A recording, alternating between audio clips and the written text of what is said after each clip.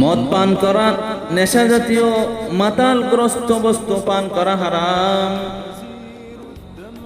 কেননা নবী করিম সাল্লাল্লাহু আলাইহি ওয়াসাল্লাম বলেছেন, আল খামরু জিমাউল ইসমি, অর্থাৎ মদ পান করা সকল প্রকারের গুনাহের মূল। জিমাউন এটি জামিউনের বহুবচন, অর্থ হলো প্রত্যেক বস্তুর মূল।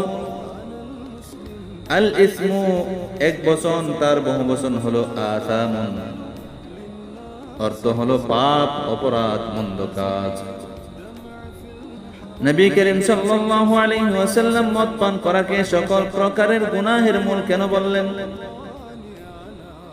কারণ হলো মদ পানের কারণে মানুষের মস্তিষ্ক নষ্ট হয়ে যায়, ভালো মন্দ জিনিস পার্থক্য করার শক্তি কমে যায়, অর্থাৎ একেবারে ভালো মন্দ জিনিস পার্থক্য করার শক্তি হারিয়ে যায়। এই জন্য অশ্লীল কাজ করতে দ্বিধা করে না, যার ফলে সে অশ্লীল কাজের মধ্যে লিপ্ত হয়ে যায়।